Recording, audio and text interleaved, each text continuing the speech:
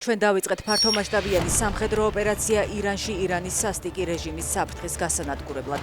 მიმართვა რამდენიმე წუთის წინ დონალდ ტრამპმა გაავრცელა. თეირანზე საჰაერო იერიშები დილიდან ისრაელის არმიამ დაიწყო. დაუდასტურებელი ინფორმაციით მოკლულია პრეზიდენტი მასუდ ფეზეშკიანი. ამერიკა-ისრაელის ერთობლივი ოპერაციის ფარგლებში თავდასხმა განხორციელდა 30-მდე სამიზნეზე. მათ შორისაა პრეზიდენტისა და აიათოლას რეზიდენციები და დაზვერვის შტაბ-ბინა. თავად ალი ხამენეი არსებული ინფორმაციით თეირანში აღარ იმყოფება.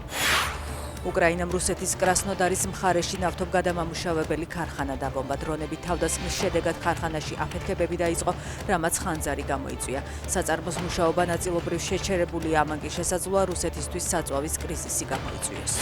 5 თებერვლის ღამეს ღარიბაშვილი ციხიდან შვილის დაბადების დღეზე მიიყვანეს. ინფორმაციას ფორმულა ავრცელებს. ამავე ინფორმაციით ციხიდან ღარიბაშვილის ჩუმად გაყვანა ციხის უფროსმა ზურა მოდებაძემ უზრუნველყო. პენიტენციური სამსახური ინფორმაციას არ ადასტურებს.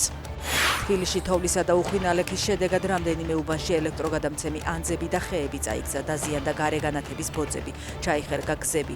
რამდენიმე ქუჩაზე მანქანებს ხეებიც დაეცა. სხვადასხვა მისამართზე გაწყვეტილია ინტერნეტის სადენები. თბილისის მერია მოსახლეობას ურჩევს არ იარო ხეების ქვეშ. მათივე განცხადებით პრობლემების ახმოსაფრთხოებად მუშაობენ.